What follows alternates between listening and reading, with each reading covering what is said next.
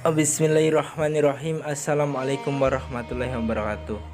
Hamdan wa syukurillah yang saya hormati sedulur kabeh ning endi bayanane saiki kula arep dongeng cerpen cerita pewayangan.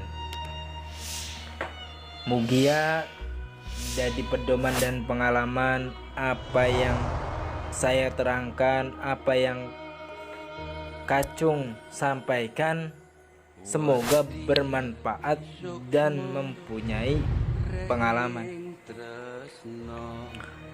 Semoga kulalan kabeh sedulur tipai rizki yang deras tanpa batas, jasmani lawan rohani saking Gusti Allah. Semoga sehat sejahtera selalu. Saiki kula akan dongeng sebuah cerita yang berjudul Terciptanya Tiga Putra dari Sebutir Telur. Diawali dari singkat cerita, Dewi Rakatawati telah mengandung anak Sangyang Tunggal. Ketika tiba waktunya, ternyata yang ia lahirkan adalah sebutir telur. Sangyang Tunggal sangat marah dan membanting telur tersebut. Namun Sangyang Tunggal semakin penasaran dengan telur tersebut. Namun telur itu meleset terbang ke angkasa, meninggalkan kerajaan Teleng Samudra. Sangyang Tunggal semakin penasaran dan segera terbang pula untuk mengejarnya. Telur ajaib itu melesat sampai ke kahyangan Temuruk. Sangyang Wenang terkejut dan berusaha menangkapnya. Namun telur aneh itu begitu kesit dan baru bisa ditangkap setelah Sangyang Wenang menggerahkan kesaktiannya.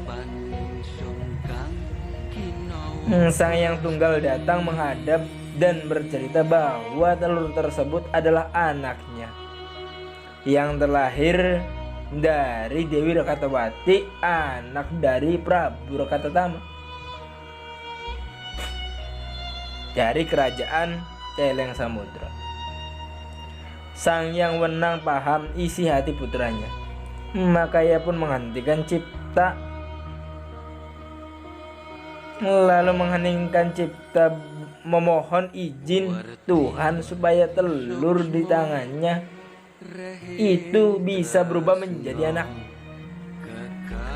Selesai bersamedi, Sangyang Wenang lalu menyiramkan telur itu dengan air keabadian, air Tirta Marta Kamandani. Secara ajaib cangkang telur pun berubah dan terbuka, berubah menjadi seorang laki-laki yang bernama Batara Antaga. Selanjutnya putih telur juga berubah menjadi seorang laki-laki yang bernama Batara Ismaya. Dan yang terakhir kuning telur juga berubah menjadi laki-laki pula dan diberi Batara Manikmaya. Sangyang Tunggal sangat senang melihat ketiga putranya itu. Ternyata lahir sesuai harapan, yaitu bisa berbadan jasmani dan rohani. Ia juga meramalkan kelak dari Batara Ismaya akan lahir 10 anak, dan dari Batara Manikmaya lahir 9 anak, sehingga melalui mereka keturunan bangsa dewa akan berkembang biak di muka bumi. Dilanjut dengan kisah Sangyang Tunggal menjadi Sangyang Padawenang. Sangyang Wenang kemudian menyampaikan niatnya untuk menyerahkan tahta kahyangan Tengguru kepada Sangyang Tunggal beserta seluruh pusaka peninggalan leluhur Sangyang Tunggal tunduk dan patuh terhadap keputusan sang ayah. Maka sang yang wenang pun memberikan tambahan berbagai macam ilmu kesaktian. Namun ia menitis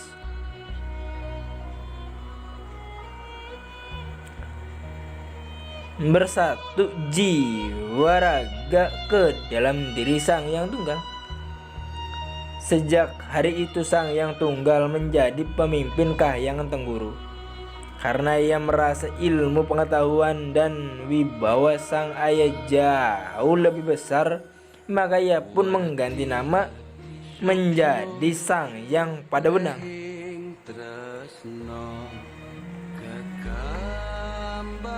Dilanjut dengan kisah perselisihan Batara Antaga dan Batara Ismaya. Berapa tahun kemudian terjadilah perselisihan Batara Antaga dan Batara Ismaya. Mereka berdua bersama-sama merasa berhak menjadi ahli waris Sang Yang Tunggal.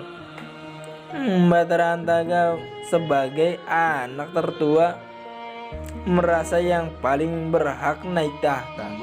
Namun hal itu dibantah oleh Batara Ismaya yang mengetahui segala sejarah leluhur, bahwa Sang Yang Nurasa dulu menunjuk Sang Yang Wenang sebagai ahli waris, padahal Sang Yang Darmajaka lebih tua. Kedua kakak beradik itu lalu bertarung adu kesaktian. Namun keduanya sama-sama kuat sehingga sulit menentukan siapa yang menang dan siapa yang kalah. Akhirnya mereka pun mengambil Batara Manikmaya untuk menjadi saksi dan memberikan penilaian yang adil terhadap persaingan tersebut. Batara Manikmaya lalu mengusulkan supaya Batara Antaga dan Batara Ismaya menelan gunung ke dalam perut dan mengeluarkannya melalui dubur. Dengan cara ini dapat diketahui siapa yang lebih sakti dan siapa yang lebih pintar. Keduanya pun setuju. Batara Antaga yang mula-mula memilih salah satu gunung di pegunungan Himalaya sehingga berusaha menelannya. Dan sekali lahap, setelah berusaha sekuat tenaga, gunung tersebut pun masuk ke dalam perutnya.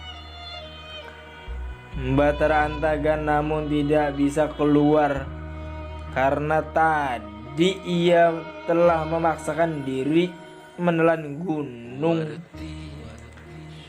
Maka mulutnya kini menjadi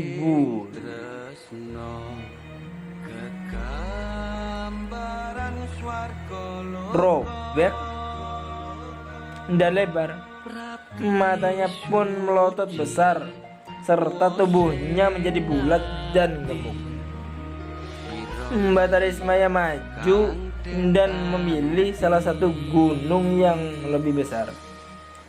Dengan sabar dan telaten ia memakan gunung itu perlahan-lahan hingga semua masuk ke dalam perutnya. Setelah beberapa hari, namun ia juga tidak mampu mengeluarkannya melalui duburnya karena tidak tidur semalam sehari. Kini wujud Batara Ismaya menjadi berubah jelek dengan mata sembab dan hidung ingusan. Selain itu, karena gunung yang ditelannya lebih besar daripada yang ditelan Batara Antaga, akhirnya tubuhnya pun menjadi gemuk dan lebih bulat daripada sang kakaknya. Itulah cerita kelahiran 3 putra dari sebutir telur, disambung dengan Sang Yang Tunggal menjadi Sang Yang Padawenang, disambung lagi perselisihan Batara Antaga dan Batara Ismaya. Bila ada salah kata, salah ucap dari Kacung Jaluk, Maaf seribu maaf, jaluk nuhun seribu nuhun, karena kacung cuma manusia biasa, tempatnya lali luput salah dan dosa, bahkan cuma bisa berencana. Adapun kelebihannya, adapun kebenarannya, kita pasrahkan semuanya kepada Gusti Allah Subhanahu wa taala. Karena kacung di sini cuma menyampaikan, karena kacung di sini cuma menceritakan apa yang kacung punya. Kitab Wayang Purwa di sini. Adapun salah ya kacung minta maaf seribu maaf. Karena aja di hati dan dia pengerti.